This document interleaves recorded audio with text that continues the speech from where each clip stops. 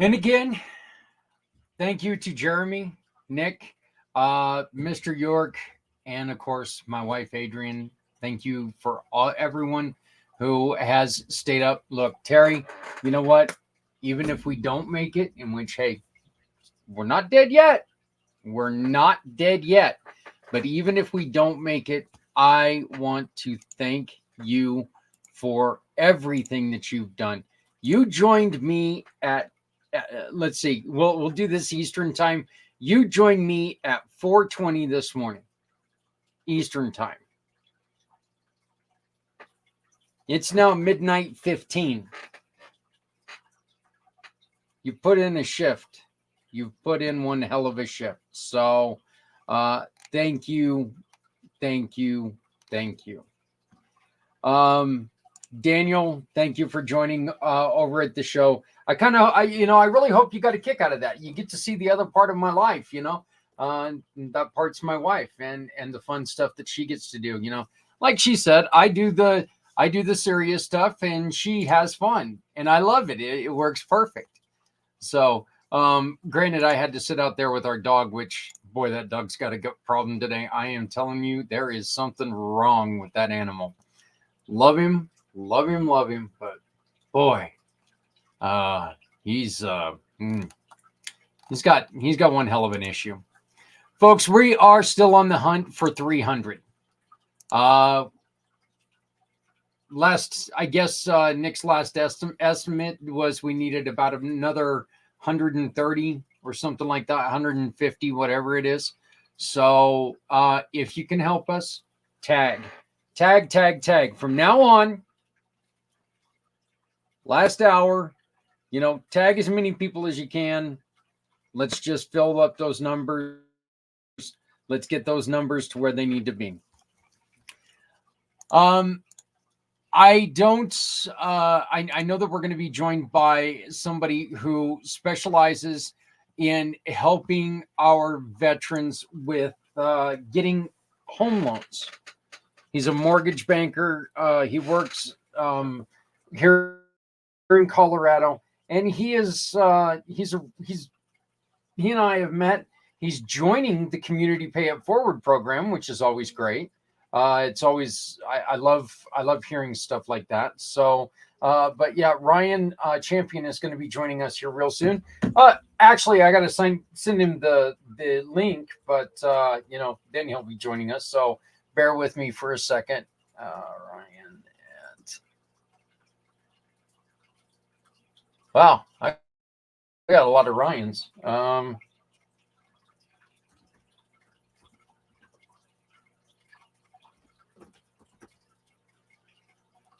So I have GM mortgage. I have figured this out. My hands are tired. So please forgive me.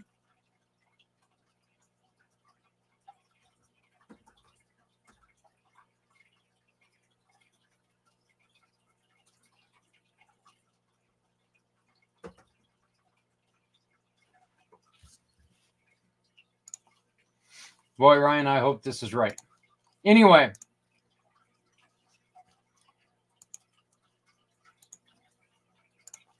we are going to have Nick's show, and I don't know if you guys have ever seen one of Nick's shows, but if you haven't, check it out. Um, Look, the kid, he's great. He does really, really good work. He knows what he's talking about. He loves what he's talking about, and he has fun with it. And you know,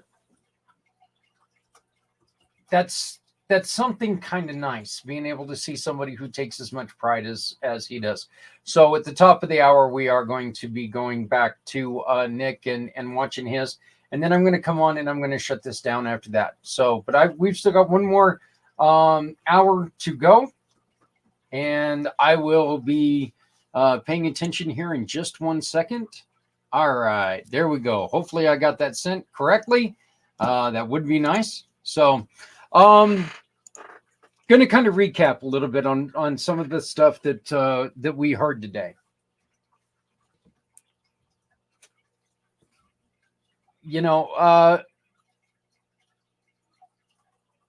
Shocking, a lot of things.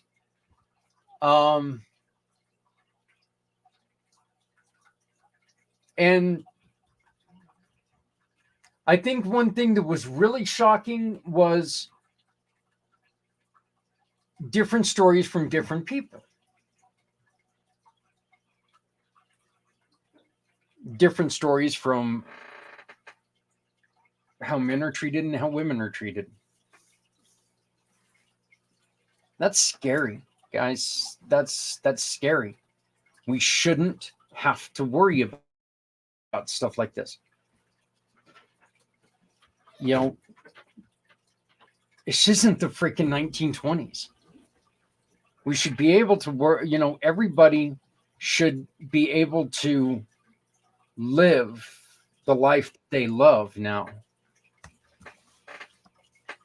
and continue to make it and continue to enjoy their life. Ryan Champion is a gentleman that I met in one of our networking groups. You guys saw one of the networkings we do at noon, which seems like a long time ago. I mean, like, it almost seems like it was at least 10 hours ago. Which actually, in hindsight, that really wasn't that long ago. But I am very, very proud to bring you a really good guy. And the thing that I'm going to say about Ryan before I bring him on, and I put this on his review, and I absolutely meant it. I've seen people who get excited about how they work, about their work. I've seen people who enjoy their work. Ryan enjoys getting people into homes. He really enjoys getting people into homes. It's one of the things he's excited about, a new venture he's starting, and he's really wanting to get you into your new home. And I'm proud to introduce you to my friend, Ryan, the mortgage guy champion. How you doing, brother? I am doing good. It's been a long day for me, but I imagine not nearly as long as yours. So I fell asleep in my chair not too long ago, and I woke up and was like, oh my goodness, I got to be on in 20 minutes here. I better get my stuff together. So, it's actually kind of funny.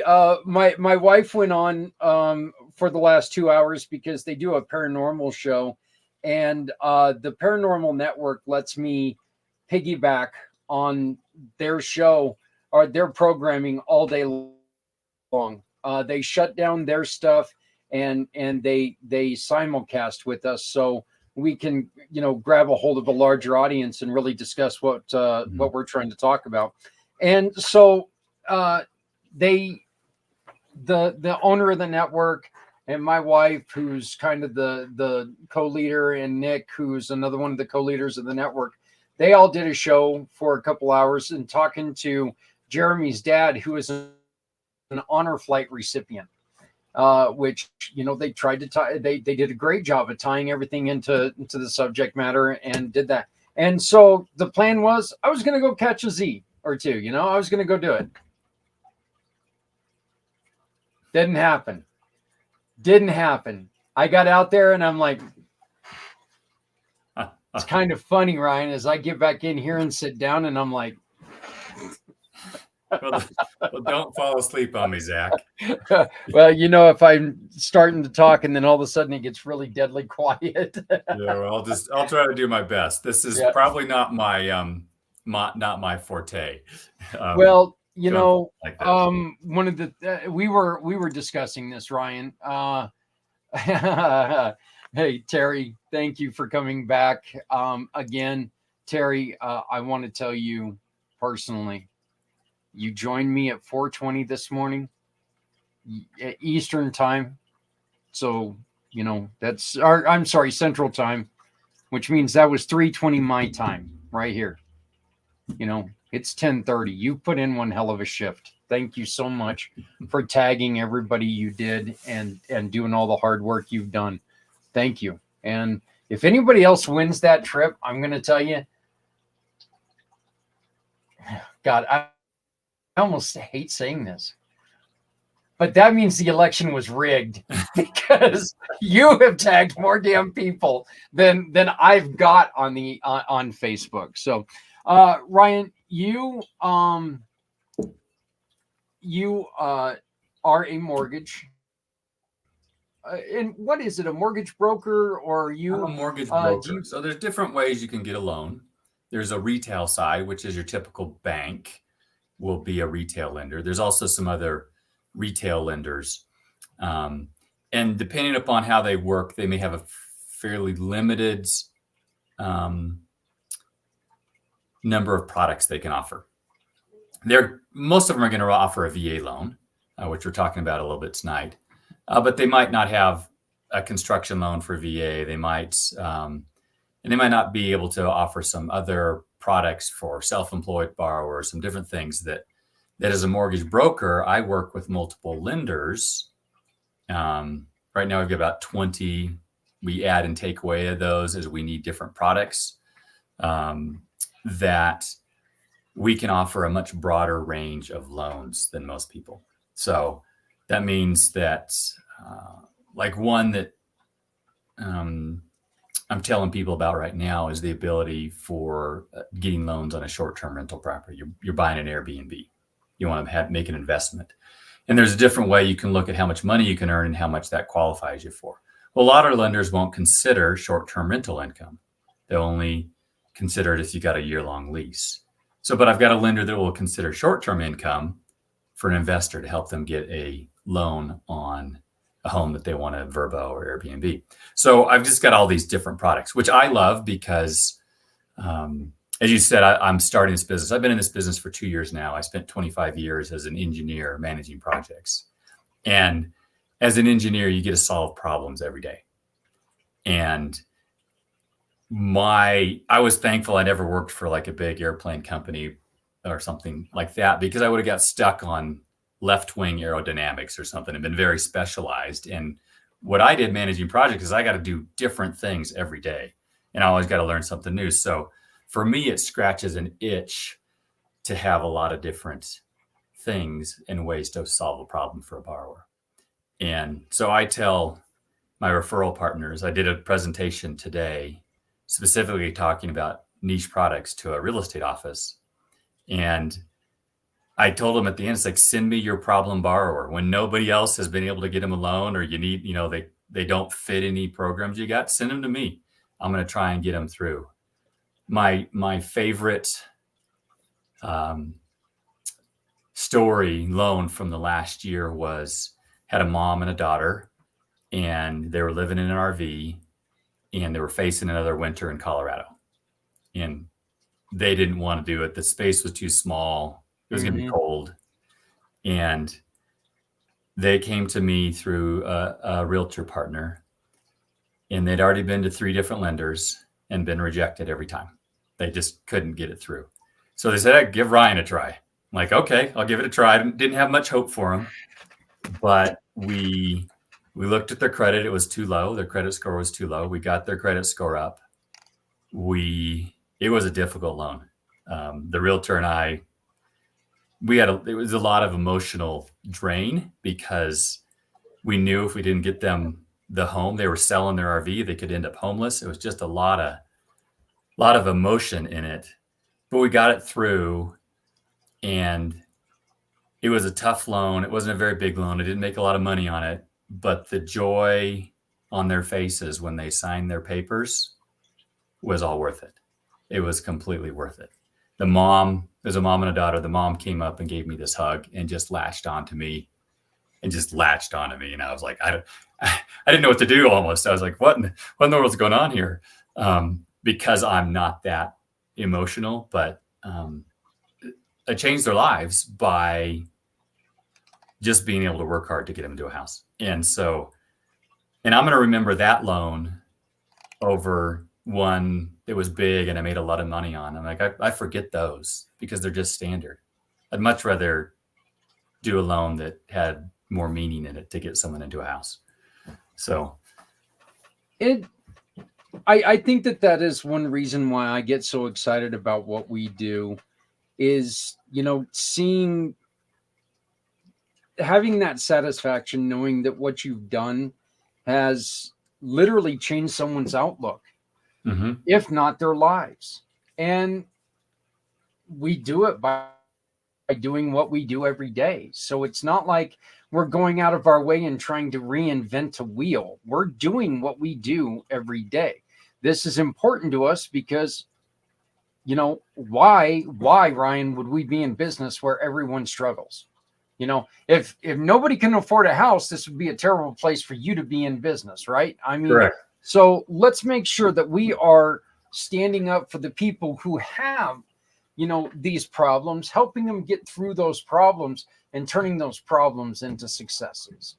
So what are some of the things that the first-time buyer always forgets or always falls short on that you need people to understand? If you're buying your first house, remember to get this done. Well, most people will go online and to a simple calculator. What do I qualify for? And those are okay. I mean, they give you some general ideas, but you really need to, in my opinion, when you're buying a house, put your team together. And your team is your mortgage person, whether it's a mortgage broker like me or a mortgage banker. You need to have someone you trust. Not everybody has the same programs and not everybody has the same rates. So I'm a bit selfish, like talk to me first before you talk to a real estate agent, before you go looking.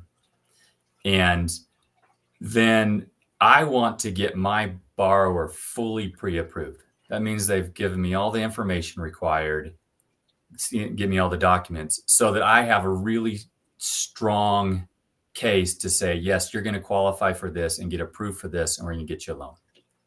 So that when they go out looking, they're looking realistic. They know what their payment's going to be. And so, especially as a first-time home buyer, they don't understand that, well, I have to pay taxes on the house. I have to pay insurance on the house. There might be an HOA, so that they get a complete picture. And a mortgage professional can help you do that. The other part of your team needs to be your real estate agent. And don't just hire your cousin or your aunt or somebody. You want a professional real estate agent. So someone that does it full time. You don't want someone that's doing it part time. And the reason I say that is there's things that I see real estate agents write into the contracts on loans on the purchase, and then we have to go fix it later because it doesn't work for your financing. I see people use a realtor from out of an area. So like in my area, there's lots of water rights and things you need to know about. And you get a realtor from out of the area and they don't have that local knowledge you need. And then you get in trouble because there's some unique things in different counties and different cities that the professional realtor, they just know this stuff because they deal with it every day. And the part-time, do it every once in a while, out of the area realtor doesn't know those things. So you want to create your team with people you know, like, and trust and can communicate with, and that will explain the process to you. So it's going to make a big difference, I think, for a first-time home buyer, especially in that. Where does somebody like a home inspector, where does that come in? Are they part of your team as well?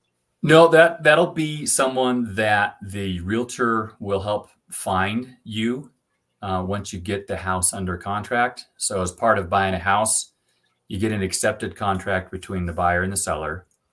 And in Colorado, which is the one I'm going to speak to because what I know the best, there's this table of dates, and it has all these things that information that has to be provided and reviewed, inspections that can happen and be reviewed.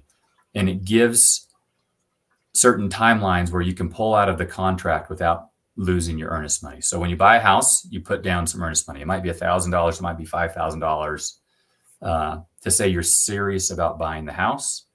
And then if you violate your contract, the seller can keep that earnest money. Colorado's real estate contract is very friendly to the buyer and provides lots of outs for that.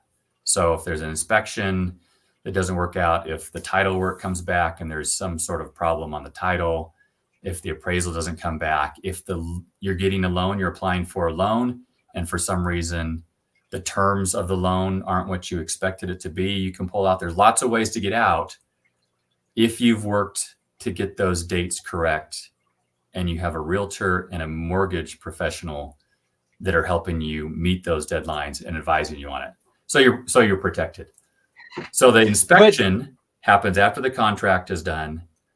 The realtor, the professional one, knows who the good inspectors are in town that do a good job of looking at the houses, and they'll give you a few names that you can select from to choose who you want to inspect your home to see if there's any issues with it, especially older homes. Yeah. You just mentioned that if your rates weren't good enough, that's one of the reasons why they should talk to you first, right? I mean, or is it a buy house? The rates depend on the house that you're getting, or if you get a loan and your down payment is here, your payment's going to be here no matter what house is it is. It's going to be, your rate's going to be based on you as a borrower, right, not on the house. So lenders don't look at how old you are. They don't look at what sex you are. They don't look at what race you are. Those are all protected classes plus a few more. They look at your credit worthiness, your credit score. So there's a system where they look at how much debt you've had, how much debt you've paid back, and then you give a score on it. It's all proprietary. Your Credit Karma score is not the score. The score you look up on your credit card is not the score. It gives us an indication where it's at. But unfortunately, there's a whole bunch of different algorithms for determining scores. And the mortgage ones you don't get on those apps. We have to actually pull your credit. So you want a higher credit score. A higher credit score gives you generally a better rate. Now, on a VA loan, which we're going to be talking about, they have some very generous pricing, even if you have a low credit score. It's an amazing program for someone that doesn't have as good of a credit score. So, and you don't pay extra for it. But if you're not a veteran, which I'm not, so I can't take advantage of that program, my credit score matters a lot, especially if you're not a first-time home buyer. First-time home buyers get some credits that they can have a lower credit score and still get a low rate. So that's one of it. The second thing that's going to not determine your rate, but can determine how much mortgage insurance you pay. So let's say you put 5% down on a conventional loan, then that means the lender you're more at risk of defaulting because you don't have a lot of skin in the game yet. The lender is more at risk of losing their money if they have to repo the house, foreclose on it, and repossess the house and sell it. They can lose money on it. So all those buyers that don't have a lot of money down, they all put into a mortgage insurance pool. And people say, oh, I hate that mortgage insurance. We shouldn't have to pay that. Well, you used to have 20% down to buy a house, and getting 20% down saved is tough. And with house prices going up, it's like, can you outsave the house prices going up? And it's tough to do. So mortgage insurance actually allows you to get into the house with less money down and to buy that house versus getting to that 20% down payment. So it's a cost, but it allows borrowers to get into a house sooner, which is great. The VA loan, if you're a veteran, served in the National Guard, you've served in the reserves, things like that. That one, the U.S. government, because of your service to the country, they guarantee the loan. And because they guarantee the loan, there is no mortgage insurance. And not only that is you don't have to have a down payment. You can finance 100% of the loan. So if you've served, if you've sacrificed for our country, take advantage of that program. It is it is a huge benefit for you that you need to use when you're buying a house. So did they also get breaks on like credit score, or is there still so like you're gonna so as you go lower credit score, you will pay a higher interest rate. And as you go lower credit score, if you have less money down, you pay more mortgage insurance. With the VA, you can have a lower credit score and you're not paying a higher interest rate, and you're not paying additional mortgage insurance because the government is covering you. The government's got your back there. Well, I've known a couple vets that I'm wondering if maybe they got into the wrong loan, and maybe I could talk to them and find out, because I know one that's paying an outrageous amount for his home, and it was supposed to be a VA loan, but it really is. It's outrageous. So I think. I mean, interest rates are high right now. So. Oh yeah, but I mean, he's been in this home now, I'd say 13 years. Okay. Well, 13 years ago, the interest rates were quite a bit higher as well. Okay. Yep. So yep. Trying to remember what they would have been 13 years ago. So we could look it up. Yeah. What with everything being like it is right now, is this a good, great, or stay away from buying right now? Where are we at? Okay. I can't predict the future. I wish I could. I wish my crystal ball wasn't black and had 3 holes in it and was good for knocking down some white pins. I wish it wasn't that, but that's what it is. So take everything I'm about to say with a grain of salt. Interest rates are high right now. Like we're quoting around 7% right now. Well, when we came off of 2 and 3% loan rate interest rates a few years ago, 7% seems like it's incredibly high. But the average interest rate, if you look back over time, is about 6%. So it's a little bit high right now, but it's really in a normal range.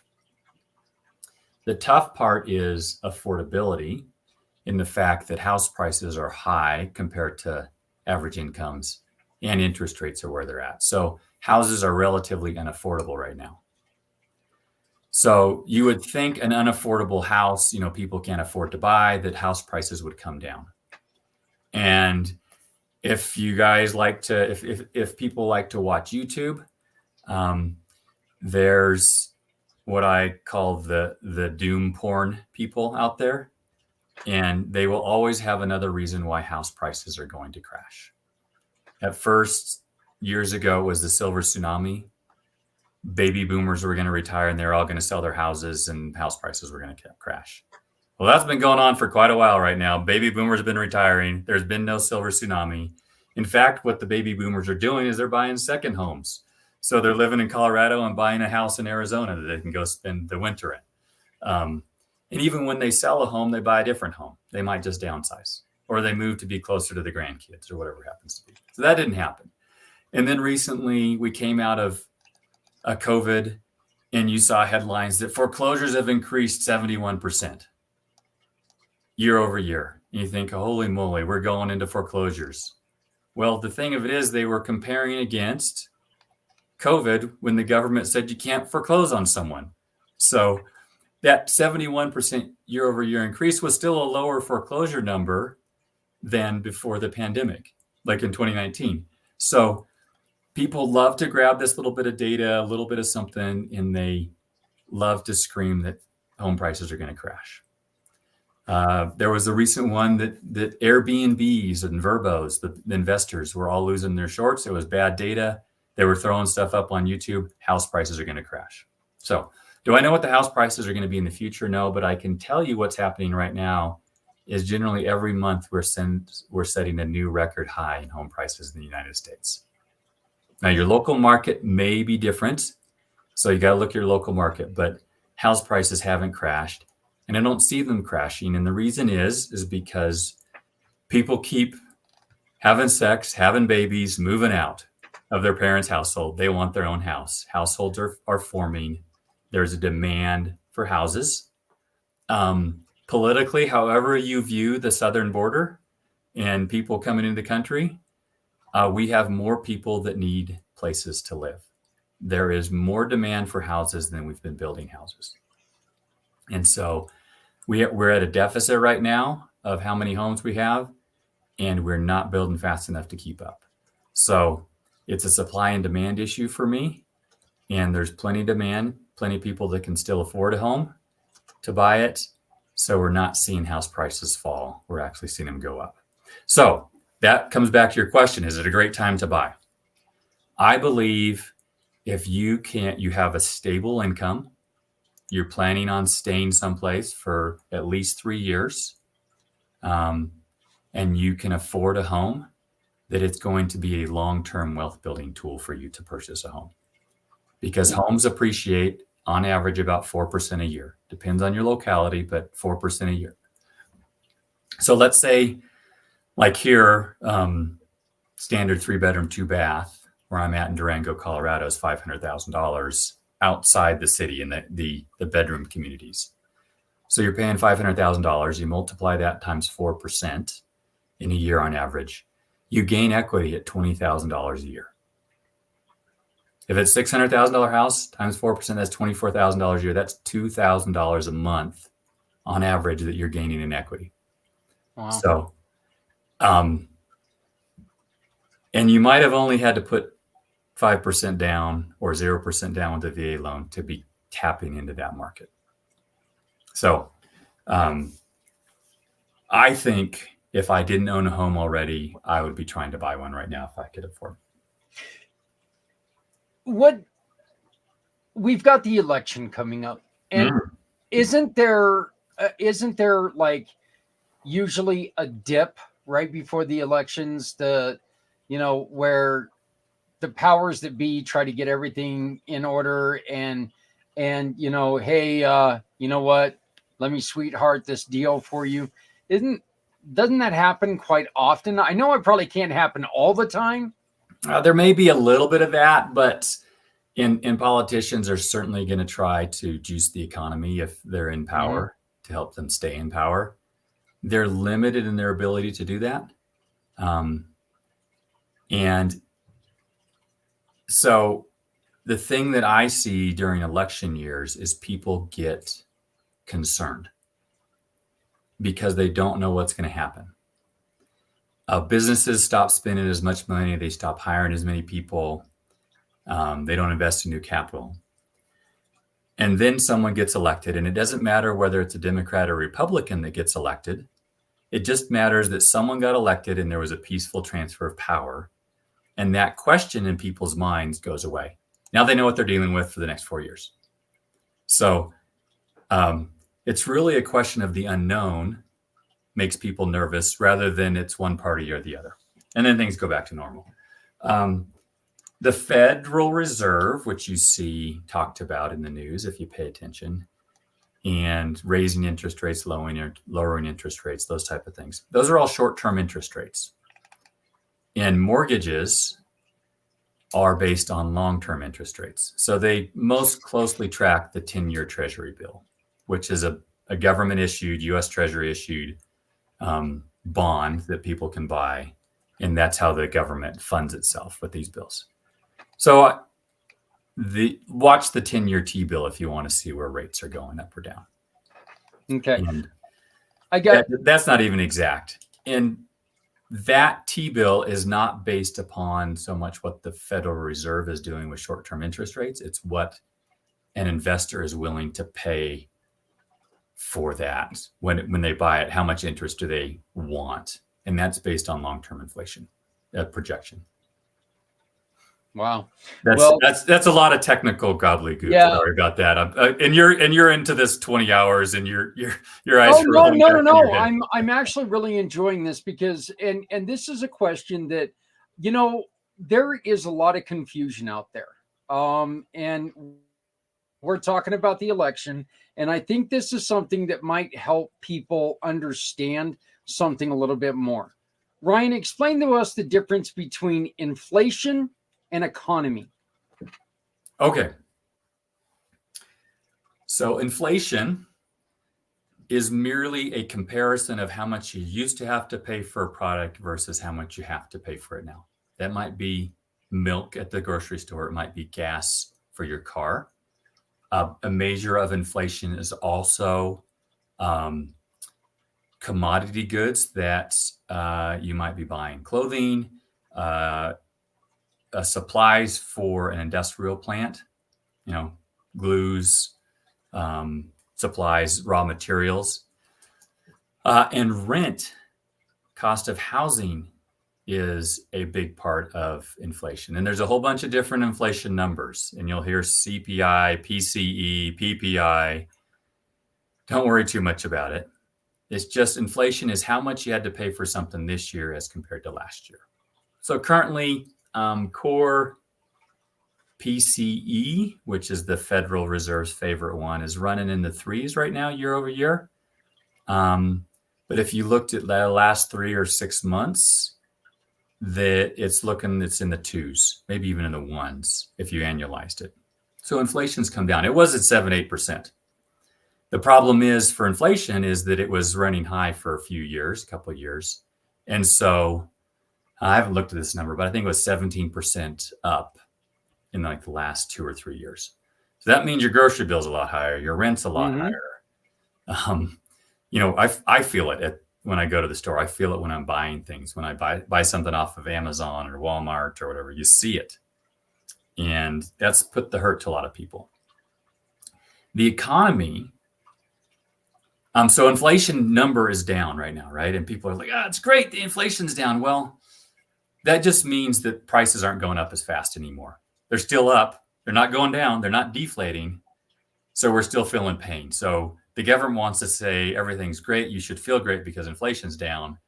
But in your pocketbook, you still know you're paying almost 20% more than you were a couple of years ago. Right. And that's tough on people. So that's inflation. Now, then there's the economy. And the economy is how much gross domestic product is, how many goods and services are being produced and purchased every year. And you'll hear a recession is 2 quarters of negative GDP. So I don't know what the gross domestic product of the United States is off the top of my head, but let's just say for argument's sake, it's $1 trillion. It's way more than that, but it's $1 trillion. So if it was $1 trillion last year and this following year, it's $1.002 billion, it's gone up by 0.2% year over year. So is that number getting bigger every year? Or is it getting smaller? So if it's getting smaller, that's a recession. And right now we're still growing. We're not growing as fast as we were. We during COVID, we shrunk. And then as we came out of it, we grew pretty fast. So for a while, and that's moderating now. And part of that they look at for the economy is number of jobs. Are we adding jobs or are we losing jobs? And right now we're still adding jobs, slower than we were coming out of COVID, but we're still adding jobs. So our economy is still growing. People have been projecting a recession for the last 2 years. And there's something called the yield curve, which is comparing the short-term interest rate to the long-term interest rate, and it gets inverted. And there's a kind of a joke that predicts recessions when that goes inverted, except for the yield curve has accurately predicted 9 out of the last 6 recessions. It predicts it 9 times, it only happens 6 times. So it's not a guaranteed thing. But people have been predicting a recession for a couple of years now, and it's just not happening. We're still adding too many jobs, and we're not losing enough jobs yet. Yeah, and I wonder about this theory. During one of the more recent elections, we voted in a minimum wage hike. Yep. That's going to have an effect on inflation. It will. These businesses are not going to take a cut to pay a kid more money to work at McDonald's. Correct. Things are going to cost more. Things start costing more. Fuel's going to cost more. Our ships are being blown up in the sea right now. That's going to make fuel go up. Mhm. And I think that's one of the things that we've talked a lot about. The differences in the United States. Left, right, red, blue, whatever the hell you want to call it. Mhm. But the truth is that what? There's a lot of things that are going into this, and it's not just one person who does it. It's Correct. many people who have something to do with this, Mhm. and for thinking that it's only one person or even one political side that's creating all the havoc that we have, that's Mhm. just it's weak-minded. Yeah, I mean, for me, I don't care what your politics are. I want to help to get you in a house. Yep, We disagree on that all yep. day long, but that doesn't matter. For my Well, clients, they're my clients, and I want to help them. well, brother, I know that you're going to be signing up to join the team here pretty soon. You're going to be joining the family in a giving partner sense, and I'm excited about that. And I think that you and I are going to be working together because you want to get him into the house. You know what? I want to get him into the house because I want to get him off the street. And I think that if we get someone off the street or into a new house, we can possibly get two people into new houses because there will be enough money that can maybe help get someone else off the street. So Okay. Yeah. there's a lot of things that, look, we got to shoot for the sky, right? Yeah. Yeah. So, I mean, but you and anybody. So if you're looking at a house, reach out to a mortgage broker. If you got bad credit, it doesn't work. Like for me, find the mortgage broker, the mortgage lender that's going to help you guide you to get your credit, to help you make a plan. I'm okay with talking to someone, helping them make a plan and getting them into a house 2 or 3 years later and talking to them and just checking in with them and say, how you doing? I love it when a potential client says, hey, my credit score went up 20 points. Like, yeah. awesome. Awesome. Let's keep working at it. Keep doing the right things and encouraging them until they get there. Well, I want to thank you very much for staying up as late as you did. I know it's a work day for some of you guys. I may not be able to talk tomorrow. Which is a blessing for most. For me, it's going to be a little odd. But Ryan, it's really great to get you involved in this program. I hope to see you next year with us, and I look forward to working with you to make dreams happen for people in Colorado. Yeah, I'm looking forward to it. I am All right. looking forward to it. Thank you Any very last much. questions before I sign off? Yes, please. No, any last questions for me? Oh, no. I don't. I'm all good. So, something that may interest you. Terry Wilson just who's been working her butt off to get those last 300 shares and 300 what are they called, the tags. Uh-huh. She just sent me a picture with 246. That means we have eclipsed the 300, which means we get to give away 2 trips to Cancun, not just one. Sweet. So this is awesome. We're going to give away 2 trips to Cancun. I'm excited about this. So, but I'm glad that you were here when she showed us this. That's exciting. That's really exciting. So, but Ryan, thank you very much for staying up with us. And I look forward to talking to you next week. Have a great night. But, let's get out there and let's help as many people as we can, huh? Totally. Yeah. Well, thanks for having me. I enjoyed our conversation. Yeah, so did I. I really did. So thank you, Ryan. Have a good night. Go hit that chair again. And this time you can stay. I'm hitting the bed. I've heard of one of those. I don't know what it is, but I've heard of one of those. So yeah. All right, buddy. Thank you very much. Thanks for having me. Catch you later. Right. Ryan Champion, first time he's joined us. We got our 300, which means we've got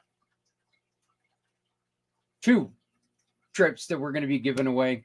I think what we're going to do, and it's because I'm all honesty here, it's going to take me like 2 hours to put Terry Wilson, Terry Wilson, Terry Wilson, Terry Wilson, Terry Wilson, Terry Wilson, Terry Wilson, all over the spin wheel that we've got.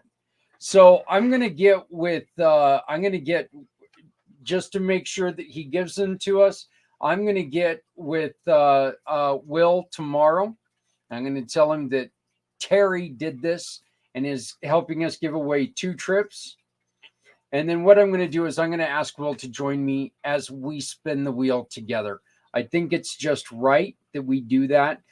Terry, you are, I'm going to leave this in your hands. If that sounds good, because you did all the work, you tell me. Are you in agreement with that?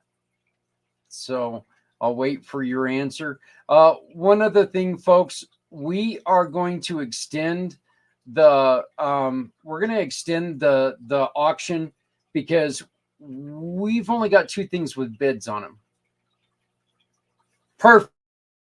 We're going to do that. Look, Terry's the one who, quite frankly, she's got the most to lose here because she's got the most juice in this game. So we're going to do that. We're going to get this. You know what? Sweetheart, you did so much, and I appreciate that. Like I said, from starting early in the morning. Hey, I got to get off here because Nick's about ready to start. I'm going to share his part. I'm going to share with us right here, but you can probably see Nick starting right now. I'm going to be back to close us out on this feed. I will be back to close us out and to give our last thank you. Terry, thank you very much, folks. We got 300 extra. Thank you, Terry. I appreciate it. So let me find this real quick, and once we get, it's not going to be on my personal account, I don't think. So I don't do a lot on my personal account. Come on, get off my personal account. Get off my personal account. Thank you. Come on. My computer's kind of telling me, hey, I am tired. I don't want to work no more. I wonder why.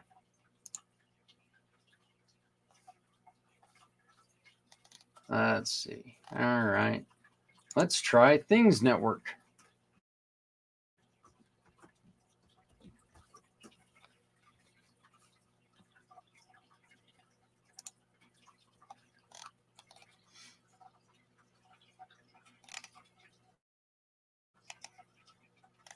Huh. I don't know why it's not going. I wonder what's going on there. You know what? I'm just going to play it from here. So let's go on ahead and do this. Let me pull this off real quick.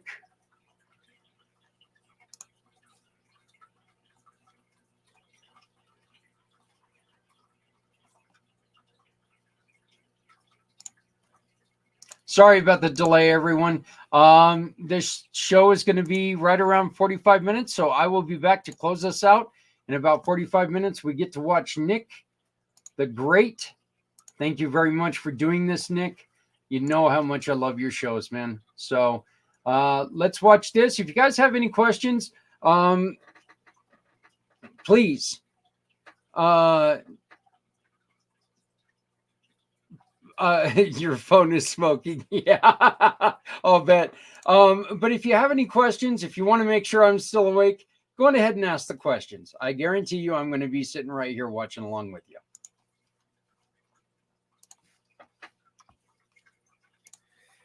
Good afternoon, everyone. Never thought I'd be coming back so soon. Welcome to a very special episode of Nick Files. I just want to first say I'm not officially back just yet. I'm still technically on hiatus, but I am back for a very special occasion for February 22nd, which is a very important day, especially for our veterans and military, which is known as Project Die Hard. And me, along with several other shows, have agreed and are participating in this project to give our support for all of our veterans and all those, who have been affected by what they've lived through, especially when they served in, the military and whatnot. And very much a lot of the mental issues, I guess, for lack of a better term, that affects them after they come home from, after serving there for a number of years. So, as you know, many of these shows have been participating throughout the course of the day. That's again that's one of the reasons why I am back temporarily. My show will not be officially back until sometime in late March or early April, but this is quite an exceptional show.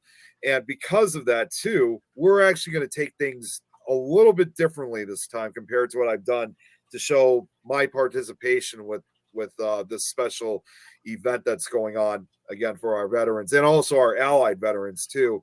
Is my slideshow that I put together is kind of a combination of two different things.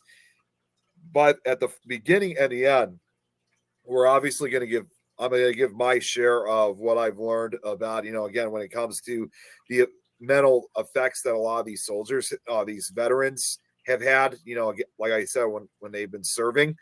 And also, we're also going to kind of look at, which I also got some additional assistance to put this slideshow together.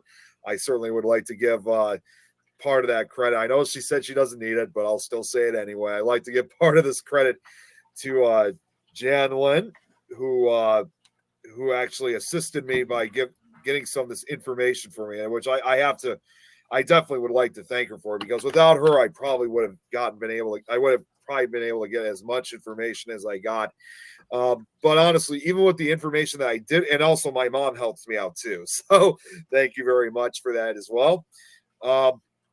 Before we get started, I just want to also say too, that in spite of the information that I was able to collect from my mom, Jan, as well as finding some stuff myself, even the information that I found was relatively limited. So I tried my absolute best to try to add as much info as well as many pictures to kind of add to the slideshow. So I do apologize in advance if I didn't really add anything in beforehand, but I did add a few snapshots of certain things that I thought were important. So it's still going to follow on the lines of how I usually do my slideshows. It's just going to be obviously much different. And again, I just only had so much time to gather a lot of this information. Well, it's going to be a lot of the information and pictures to add to the slideshow. So hopefully you guys will find this very fascinating. I really hope so, because I really worked hard throughout a good portion of the night last night and earlier this morning to put this together. And also for anybody who's watching, just so you guys know, this current show is currently being pre-broadcasted. So anybody that does comment later when this does eventually get broadcasted onto Things Network, PAC channel, among the other networks I'm a part of, I will not be able to respond to it because obviously, like I said, it's pre-recorded. So don't think that I'm ignoring comments. I'm doing this now, and this will be broadcasted later. So just want to make things clear on that. But without further ado, let's get started. And hopefully, with the amount of information I got, this should last for at least a good 45 minutes to an hour. So let's get started. Here we go. All right, now let me go through this whole thing. I have to start doing this all over again to make sure that it's being shown. I hope so. Okay, so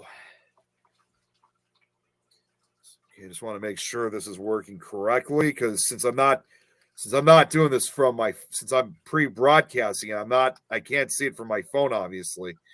So let's see. Yep, okay, we're good. It's showing. Right now, how do we get back? In spite of what I'm going to present, I obviously still kept the title to still kind of keep the originality of how I usually do things with these slideshows. But like I said, this is what I'm going to be calling the Project Die Hard 2024 global support for our veterans. And like I said, it's not only just focused for our American veterans, it's also for a lot of our allied forces veterans.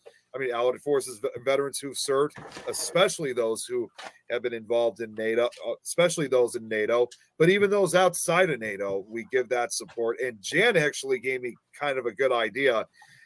Obviously don't take it the wrong way, but this even goes for veterans that even if they're they were in the countries of where I guess you can say our enemies are, regardless of the fact, no matter which side you're, whether you're on the good side or bad side, whichever side you're on, it's all the same for surviving veterans. So a lot of times, it affects both sides very greatly, because, and I think it really, and I think that's pretty factual, I guess, for lack of a better term, where you have, soldiers out there who, they come home and they come home and they end up, having all these, after what they've witnessed, while they were fighting, they witnessed a lot of the horrors of war, and seeing a lot of their fellow comrades die right in front of them when they're just simply fighting for the country, and they're looking for some kind of closure, if that makes any sense, if you will. So either way, this is obviously a global support for, again, all veterans regardless. And I guess from this point on, like I said, I'll talk a little bit about that first, and then kind of give a little history of, in this case, how some of our allied forces kind of came together for certain events. Most of it that I was most of what I found actually was mainly focused on the early 2000s, especially the combined forces that occurred, that collaborated in Iraq in the early 2000s. So I did have it sent to somebody else to get their review on. They said it was very comprehensive. So I'm hoping that this is going to be just as comprehensive for you guys. I don't know why the title, or hold on one second here. I don't know why the title's not showing up. Let's fix that up very quickly. So bear with me for just a second here. There we go. Okay. So, all right, we're good. Now let me go through this whole thing again. Share this whole thing once again. Bear with me for another minute. And okay. Oh, yeah, I just want to make sure the screen. Okay, yeah, screen share is working. All right. So when you think of, so obviously when it comes to, again, certain things for veterans, who have, had gone through a hell of a lot, while they were serving, in the military or the Marines or the Army, there's always a good likely chance for maybe not exactly everybody, but for a lot of them to have a lot of mental health issues, even possibly homelessness, and believe it or not, even suicide. But the greatest difference among the countries is probably the delivery of mental health programs and services, as they must be coordinated with the healthcare system in each country. To give a couple examples, Canada's federal system poses challenges that do not exist in New Zealand, and the lack of a universal healthcare system in the United States requires a parallel system of health institutions that Canada no longer needs.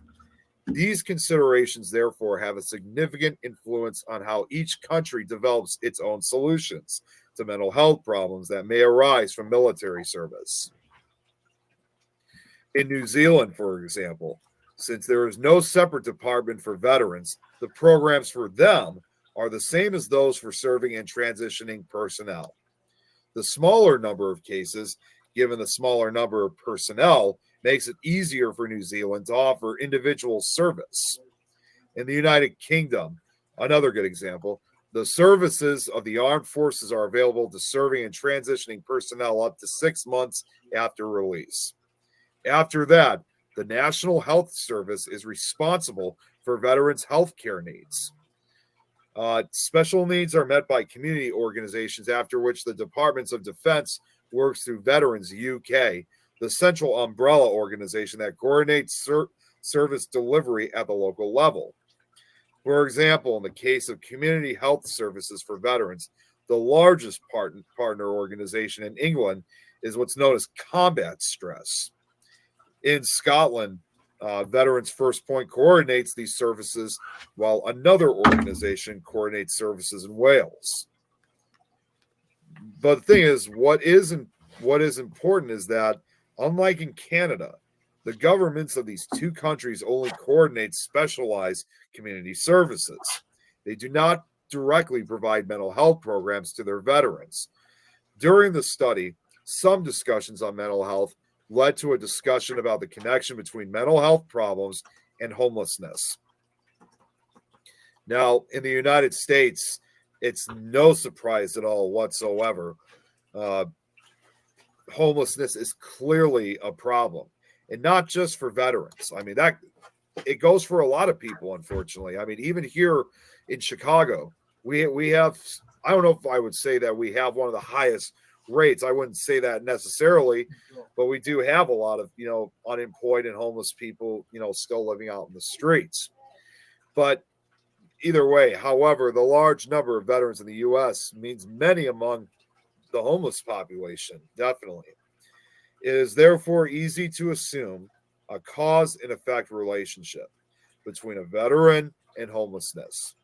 However, this link has not been clearly established. Similarly, data from the United Kingdom do not suggest any direct link between the two. As Captain Heffron points out, there has been a study undertaken in the last few years, only available for London, where we see as few as 3% of all those who are homeless in the London area being ex-armed forces. And indeed, they may come from armed forces of different nations. Excuse me. Now, surprisingly, neither Germany nor France seem to have any specific problem with homeless veterans either. Mr. Charlotte of the Office National des Veterans et des Victimes de Guerre. See, I'm not good with other languages, unfortunately. So I'm sorry. I probably was butchering that whole thing. In France, nothing compares to what the U.S. and Canada have experienced with respect to the homeless. The regional network I mentioned earlier helps individuals in distress to find a local support service. Let me add one thing. It is important to realize that these regional services, these local services, work closely with other government services, particularly the prefects. I'm not sure whether the Canadian system is similar to the French system, but the ONA CVG works extensively with the prefects who have specific responsibility in the area of housing. In France, prefects have quotas for housing that they can assign. Since we all work well with the prefects, we may very well turn to them to try to find housing when a veteran is homeless and in distress. Okay, so now we're going to switch things up. I'm actually going to fix this very quickly. Hold on 1 second here, because that also was supposed to fade in. See, again, I was working on this, not necessarily so quick, but I was working on it to a point where, as we were getting closer to today, I only had so much time to really do this. So what we're going to discuss next, we're going to just, not necessarily, but kind of almost take a break from that, because like I said, there was only so much that I was able to find to add for this slideshow. So excuse me.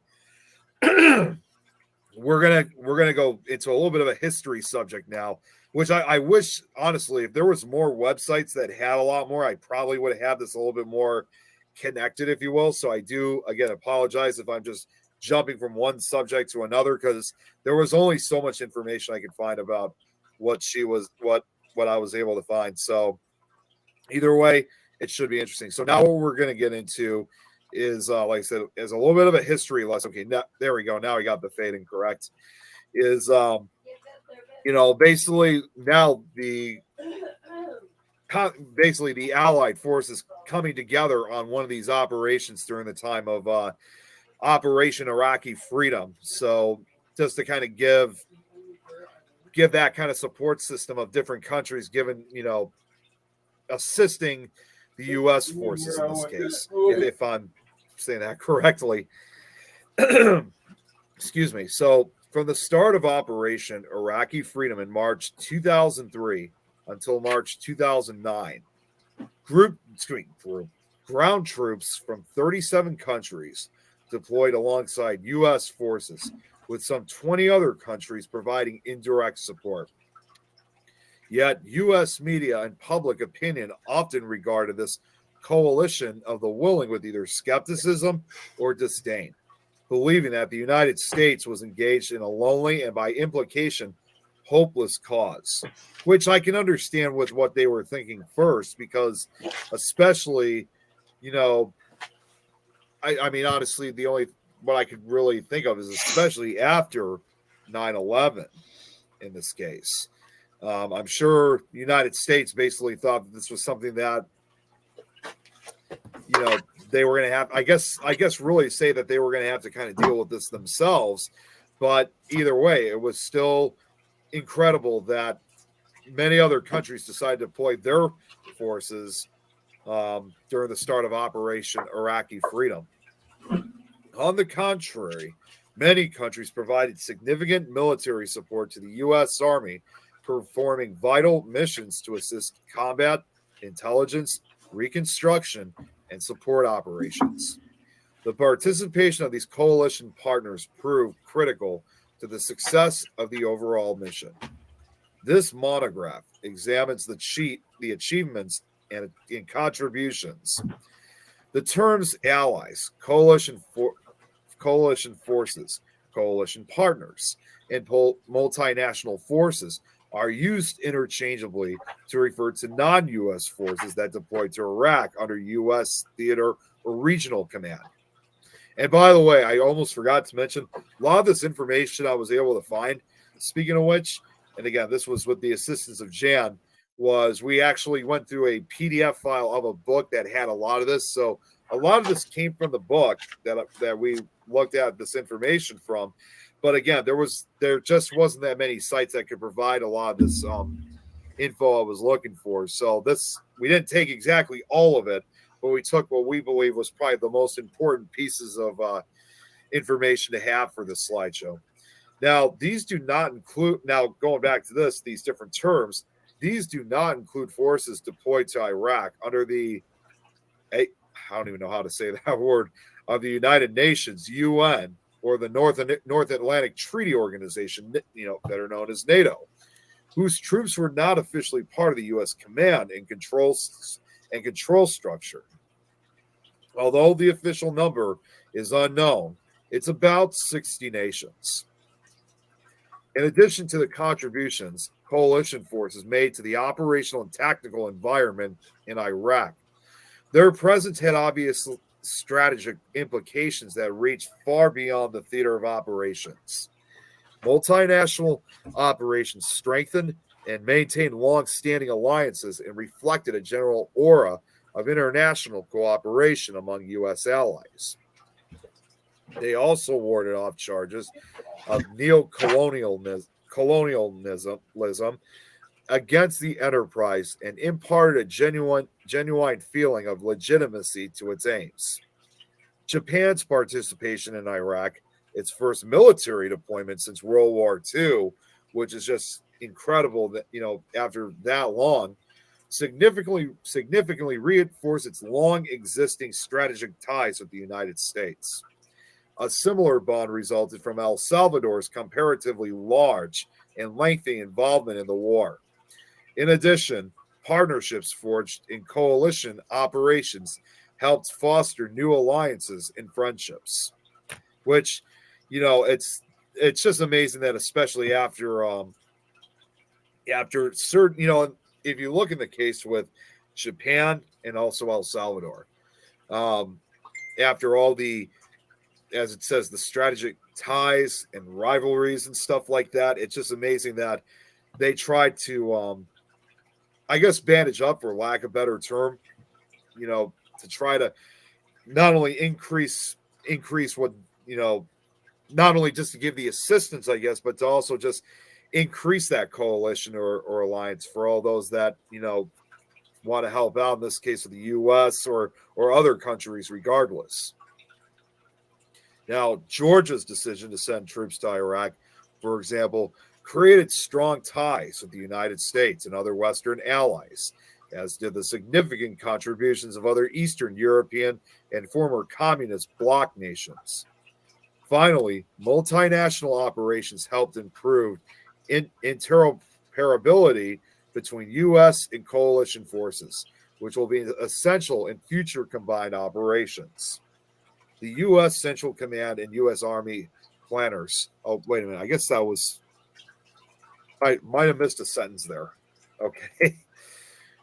Now, by March of 2003, the term Coalition of the Willing had entered common usage to refer to those countries that supported Operation Iraqi Freedom and the U.S. presence in post-invasion Iraq.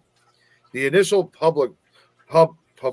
publicly released detailing coalition participants in March contained 49 nations. In the later part of that year, the White House revised this original list, decreasing the number to 48 at the request of Costa Rica. Costa Rica's request reflected significant international opposition to military action against Iraq, and foreshadowed, how difficult it would be to keep such a large and diffuse group together.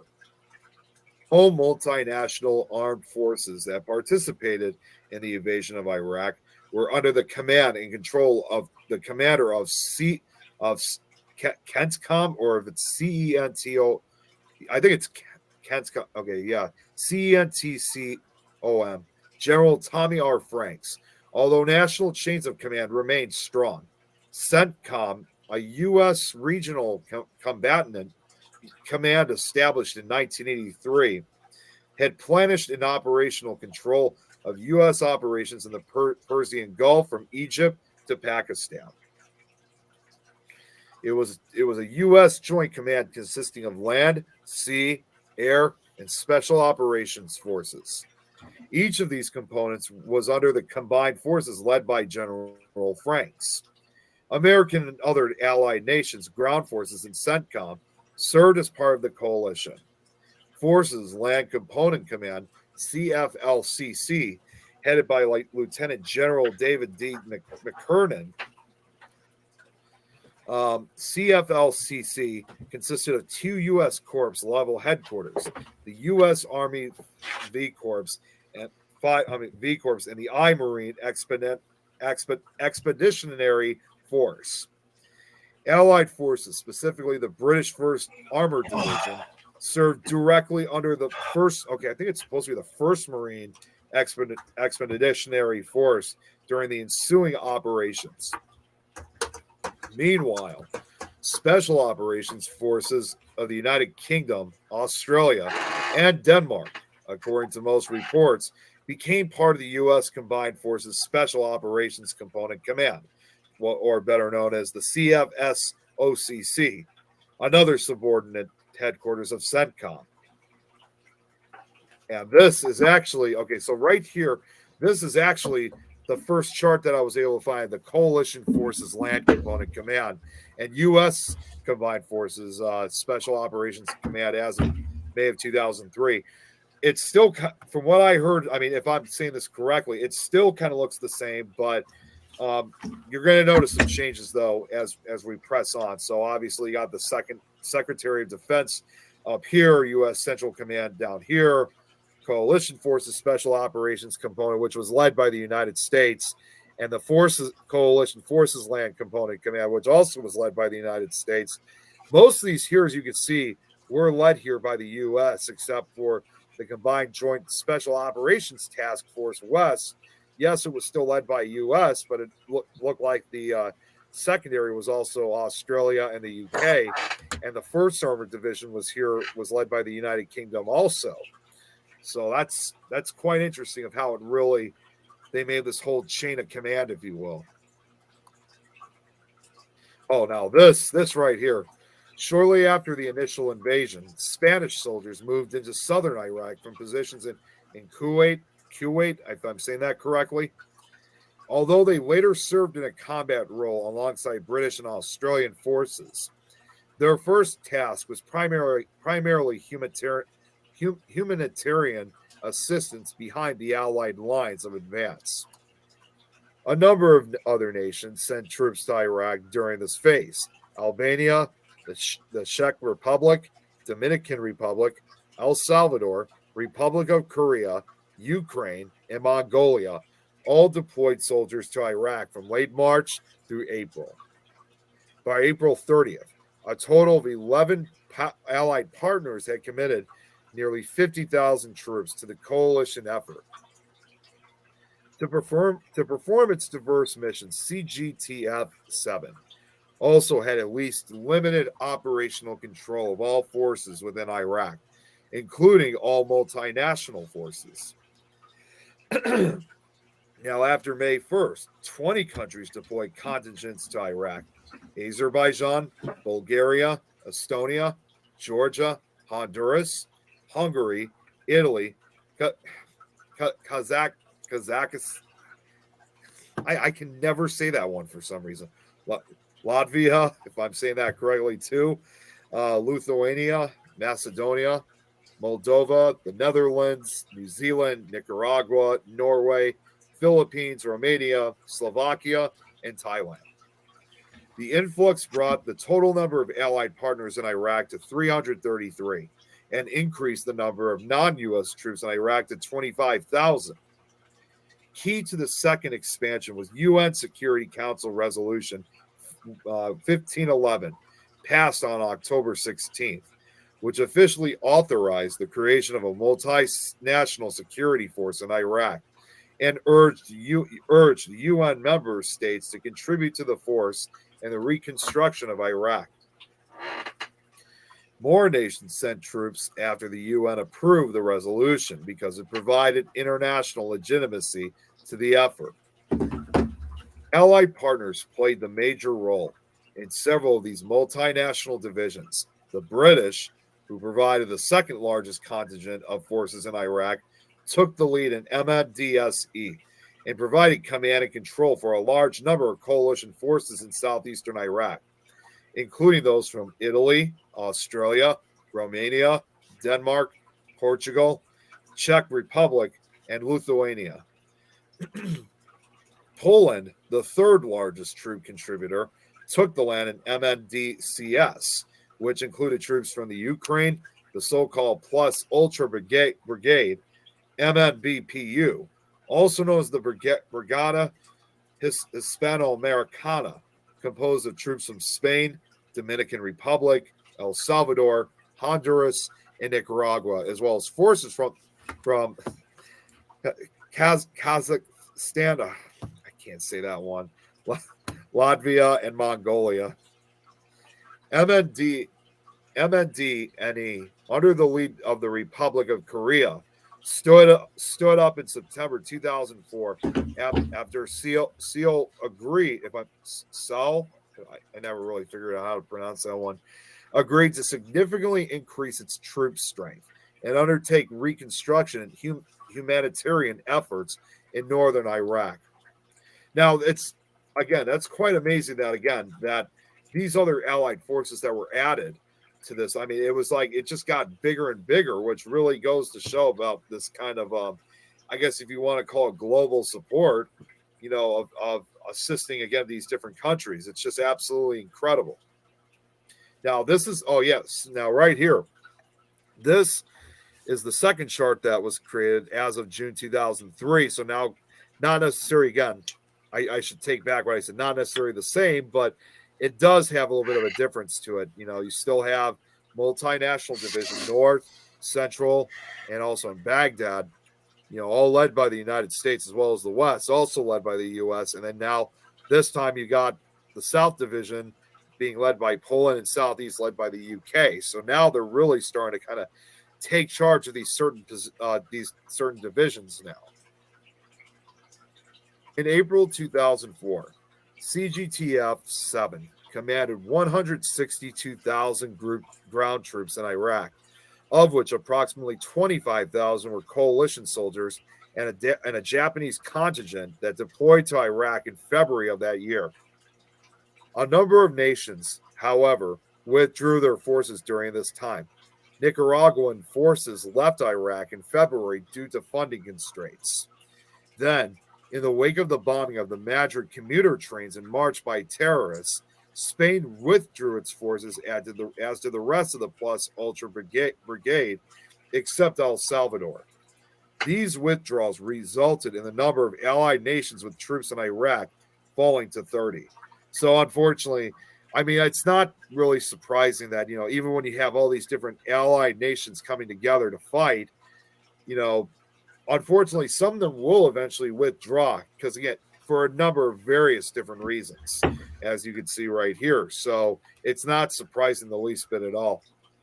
In part, as a response to the deteriorating situation on May 15th, less than 11 months after CJTF 7 stood up, CENTCOM replaced it with two new commands: Multinational Force Iraq, MNF, or better known as MNFI, and Multinational Corps Iraq, MNCI.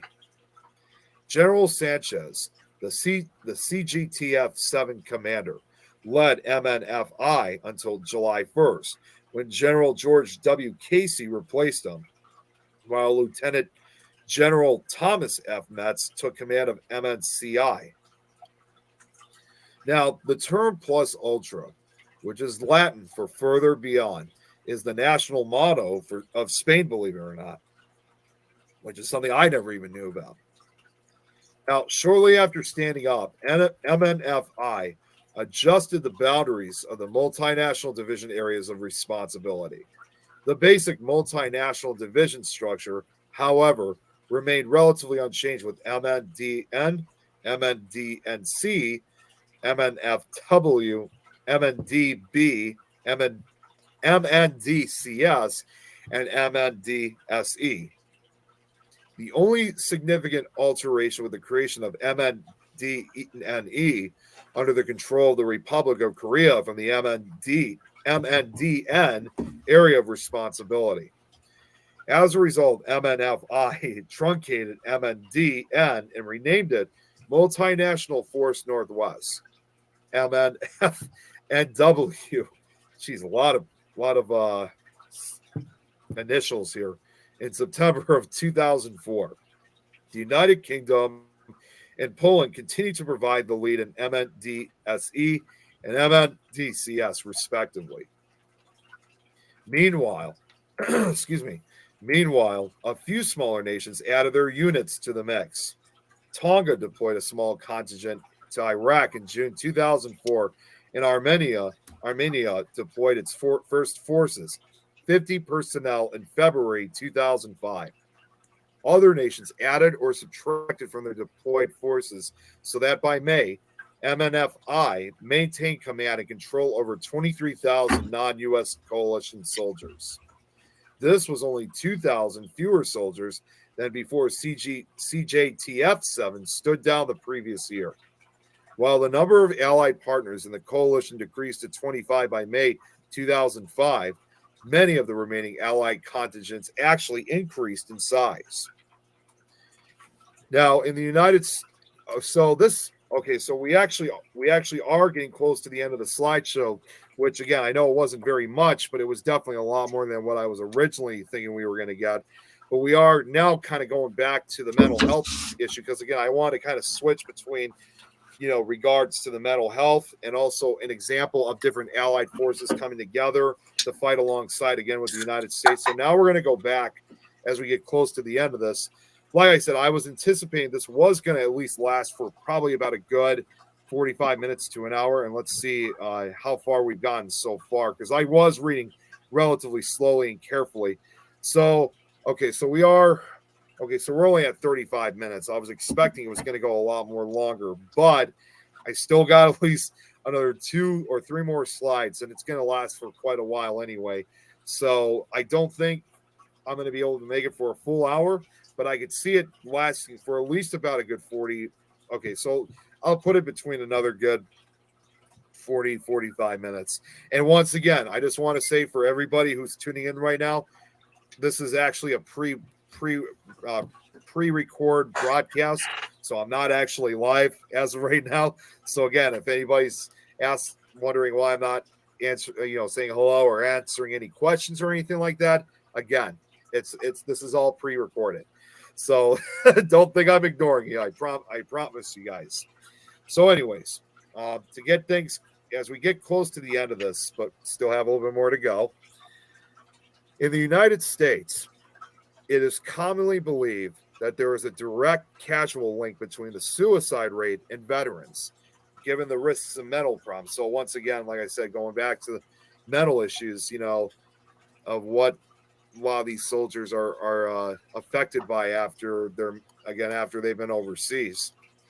As Robert Reynolds of the U.S. Department of Veterans Affairs reported, 22 U.S. veterans, sadly, and honestly, this is something I never even knew, 22 U.S. veterans commit suicide each day. In Canada, believe it or not, the suicide rate among veterans is about 50% higher than among serving members and the general population. It is not clear whether this difference is as significant in the other countries studied. Mr. Borstler strongly objected to this popular belief, which he thinks stigmatizes veterans and makes employers worry that all veterans suffer from mental health problems and will be a danger rather than an asset to the organization. When I educate employers every day, I talk about the misnomer that is post-traumatic stress, about demystifying it and talking about the data. They say that 22 American veterans commit suicide every day. Let's drill down on that data. We don't have to go into the specifics when we talk to the employers because they usually get it right away. But 20 out of those 22 veterans are white males over the age of 60. This is exactly consistent with the civilian population in the United States. Now, it was actually supposed to show up here. I guess I must have accidentally took it out. But it does show, believe it or not, that white males over the age of 60 do tend to commit suicide, unfortunately, at a higher rate than do other populations, which, again, something I know a lot of them often suffer, of course, PTSD, but I never thought that it was mainly for those who were over the age of 60 that actually have these suicidal thoughts, but does make a lot of sense when a lot of years have gone by. In order to prevent further mental health issues from occurring in their transition and reintegration into civilian life, we need to focus more on the employment and career transition instead of putting more dollars and media attention and efforts into explaining why veterans are broken, rather than why we're civic assets and we will be the best employees at your company. This statement offers some food for thought. Just because a veteran committed suicide does not mean he committed suicide because he was a veteran. We must challenge the preconceived suspicion that veterans are less reliable in the workplace because of the potential mental health challenges that have become too often associated with them. All the evidence provided to this committee clearly demonstrates that veterans tend to, in fact, be more reliable in the workplace than other employees. And unfortunately, again, that was pretty much it. So again, I really wish I could. Again, I did hours studying, trying to find more stuff like that. And they're just, again, even with additional help, I just couldn't find as much as I was hoping to. So this was really the best I could come up with. I didn't want to go too deep into what I was talking about because, again, I wanted to also make this, again, in part for Project Die Hard, make this also about mental illness. For veterans. And, it's, I'm hoping this was, pretty consistent because, again, it's amazing that even when I did the research that there was just such limited websites that really told a lot about it, not just regarding, let's say in this case with the United States and Canada. It's like that I just couldn't find a lot for really a lot of other countries. So it's just, I don't know. It's something really different that I've never really, sorry. Actually just got a message from Jeremy. So I guess I'll answer that right after I get off here. But yeah, it's just something that it's just kind of strange that, there are websites like where they can offer, support for veterans, whether it's again here in the United States or, in Canada, as well as other countries, but there's not very many websites that really kind of give a lot of description about how a lot of these how effective these veterans are, after they've served overseas or they fought in these wars. It's just, I don't know. It's just something relatively unusual, and it's definitely something that I think should definitely be looked upon, to kind of be more studied, I guess, for lack of a better term.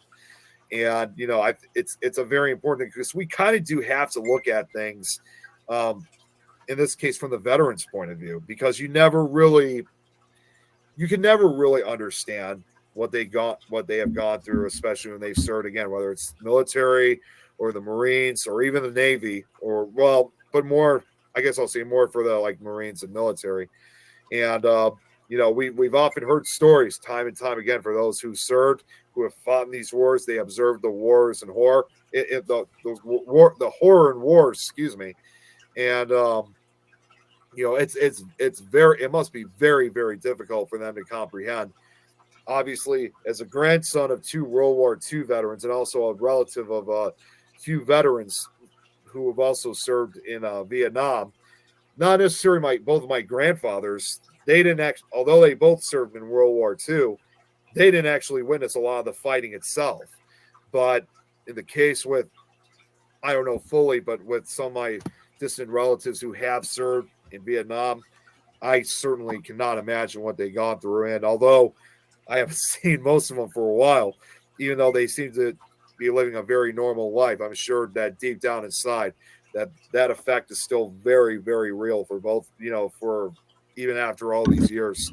So nonetheless, it sticks to you forever, regardless. It will never go away. Again, that's why we have something that's called PTSD.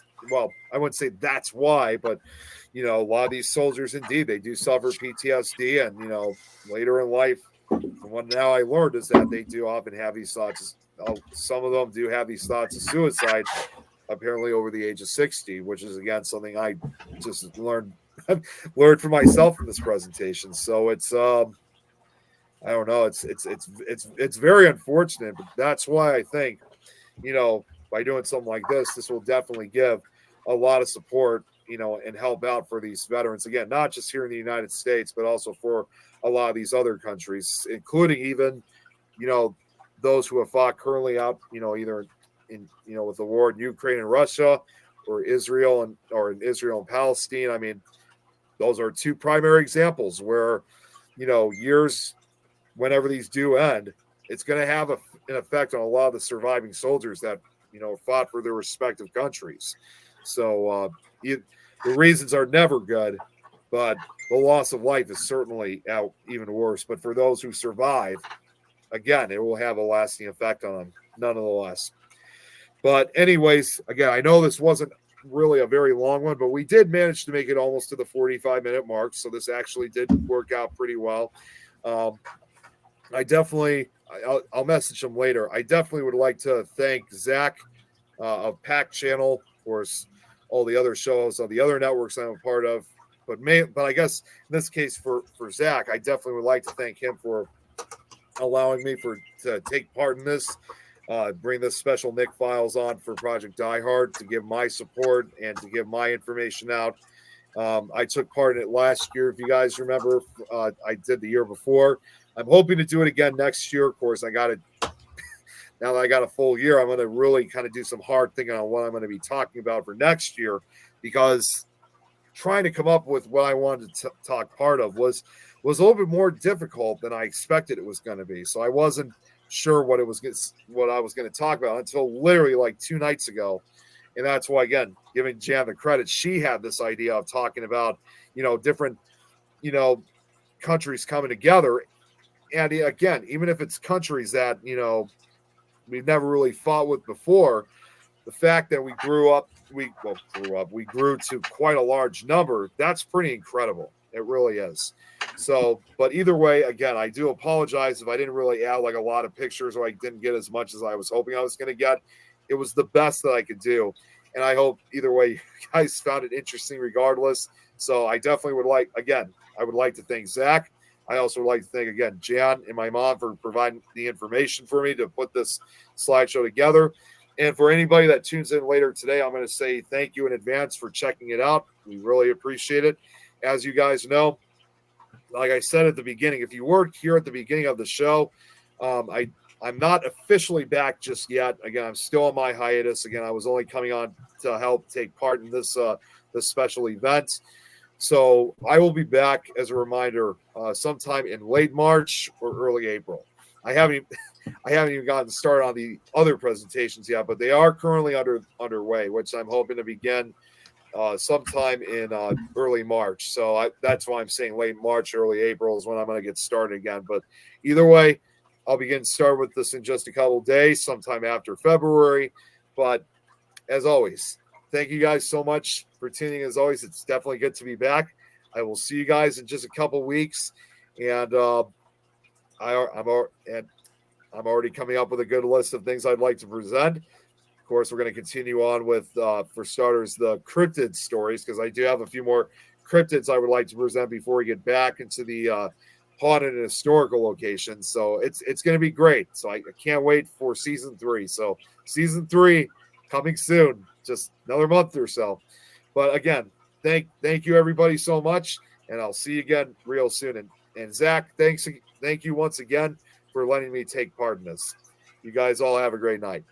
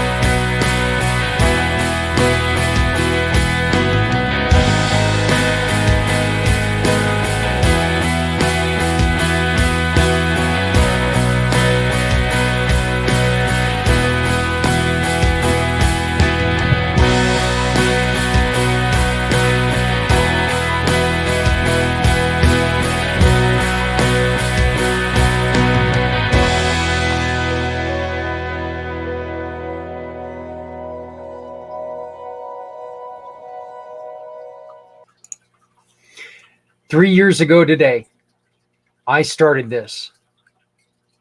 3 years ago today, I finished just like we're finishing right now, except for we didn't have the number of people who participated. We didn't have the love that was shown to us today. We didn't have the recognition of what we're trying to do. Thank you.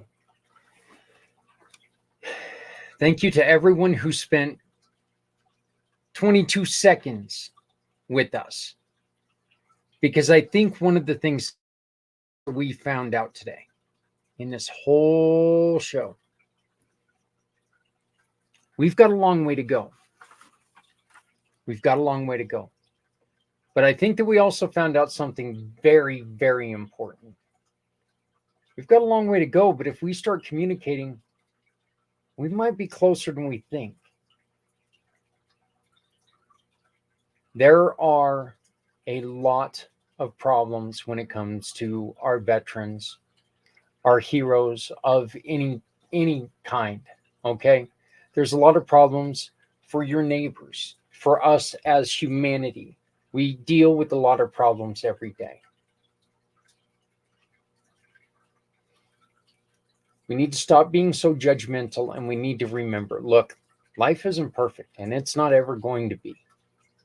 If it was, honestly, it'd be boring. It'd be terrible.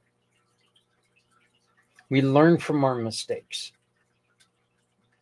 We learn from our failures a hell of a lot more than we learn from our successes. We've got a long way to go.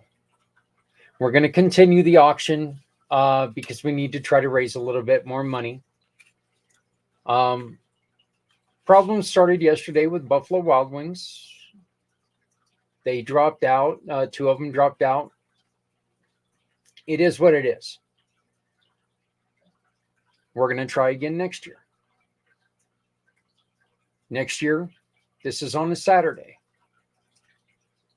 Next year, if you've got a story to tell and you want to participate, I invite you. Tell us what you want to do.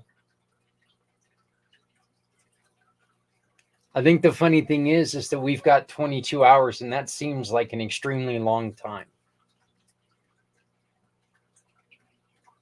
But I want you to look at what happened to me today. At the end of every hour, I wish we could have continued. We were learning so many things about so many people.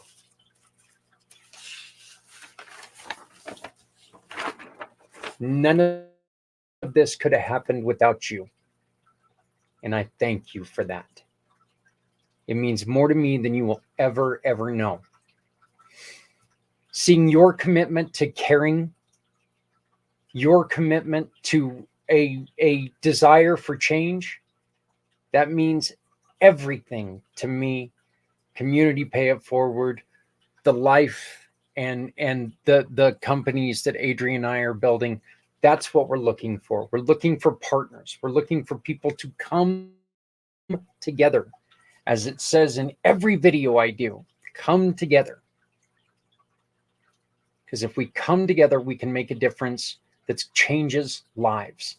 And it's not a difficult thing to do. Our show started out very, very, very, very, very shaky at 1:30 this morning because I had no internet. And so my first hour and a half was started with Sean Winnington. Thank you, sir. Thank you for taking over when my internet dropped off and my cell phone was really shaky. And these times I'm giving you are, the times I'm giving you are in Mountain because I'm tired and I don't want to, I don't want to try to think. So, 3:20 a.m. Mountain time, my brand new friend, Terry Wilson, joined us. She's still offering a free a reading. It's not a free reading because there's an auction. Consider that, please. At 4 a.m., we played the interview with Carolyn from For My Cards. Again, For My Card, they're offering a free year of a For My Card so you can take that digital beauty digital card and really impress the hell out of people. 5 a.m. we had Patty Dale, and remember, she wasn't scheduled. She wasn't scheduled. She called and she said, I see what you're doing. I served for 10 years. Can I talk? We got her on. And Daniel Bello, the founder of Rescue Resident, turning ambulance into tiny homes. Just fantastic. Timothy Mabry joined us at 6 a.m. along with Kyle Goodnight, a recording of Kyle Goodnight. Two men that they've been through a lot of stuff. They've been through a lot of things. They've battled the demon. They've defeated the demon. But that doesn't mean the fight's over. Ricky Birkenstock. Look, that kid is amazing to me. It's so funny when you listen to him talk, how adult and how professional he is, thinking that he used to be a gangbanger and doing drugs and all the stuff that he did. But that just proves we're not our past. We are who we are. Our bad decisions can shape us into good people. And Coach Joe, by the way, there it is, 22 hours. Followed by Alan Holmes, Jared Smith, and Brian Muka. 9 o'clock, we had Sarah Kuoku, Emily Chavez, and Rob Holman. 10 a.m., Debbie Hayes, Dogs and Tags, and Taki Hicks. 11 a.m., we had Siobhan, Eric Maxwell, and Trevor Gibbs. And noon, we spent an hour with the Brainy Bunch networking show. You're always invited. Come and check us out. 1 p.m., we had Mr. Z, Tanya, and Marshall. And Brian Shamp. 3 p.m., we had Ryan Irish, Greg Lake, Kane Ustaf, another member of Kane's program. Oh, God, I can't remember his name, and I forgot to write it down. But a lot of people showed up in that one. And remember, that's when we started feeling a lot of the anxiety, hearing about the number of suicides and being told you're on a 6-month waiting list. 3 p.m., we had our Northern Colorado Hour with Janet and Bart. I truly love those two. I'm not joking there. They're so good. For our 4 o'clock hour was spent with Mr. Les Simpson. 5 p.m. we had Carmen Booker and Brian Gibson. Carla Lemon was supposed to be with us, but unfortunately she lost a member of her family the day before. Carla, our hopes and our thoughts are with you. We will be in touch soon. Kim Mosley, Susan Ahern, Kim's sister, Diamond Drip, all joined us at 6 p.m. Very emotional, very educational hour. Then at 7, we had the great time with Will Black. And thanks to you, we get to give away 2 trips. I'll be letting everyone know tomorrow what day we're going to be doing the spin. 8 and 9, we spent with Things Network. 10 o'clock, we spent with Ryan Champion. 11 o'clock, the great and very talented Nick led us through some history. That's it. We're done. Please remember, if you're not helping someone, you're hurting everyone. No one needs to go alone when we all come together. Look, every single one of us has something in our closet that doesn't fit. Throw that old hoodie in your car. Make sure that it gets on the back of somebody who's struggling with the temperatures. Make too much food, throw it in the old hillbilly Tupperware, in an old butter bowl. Zap it in the microwave and take it to someone who you know is battling with hunger. Small changes, small actions can mean life-saving changes for people. Please love somebody out there, because somebody out here really loves you and appreciates everything that you've done. My name is Zach Clayton with Community Pay It Forward, Community Dare to Care, and the PAC channels. I invite you to join me every Monday at 6 p.m. East for Footprints Forward, and every Wednesday for the PACT podcast. Every week, we try to do our best on Mondays to talk about the entirety of the suicide situation. That's what Footprints Forward is. Footprints Forward was started last year because of this show. I decided we can't just talk about it for one day and walk away for 364 days. We need to do better. Footprints Forward was started with Mr. Z and Stephanie Samos, Goddess of the Grapes. We are carrying on and have some fantastic guests. Go check out our YouTube channel and you can see. Again, please take care of yourself, take care of the people you love, and take care of each other. Look, folks, we're all we got. Thank you. Good night. Stepping out of her fear, bring me home. Out alone, show me the way. You wanna be a part of Sunset Boulevard.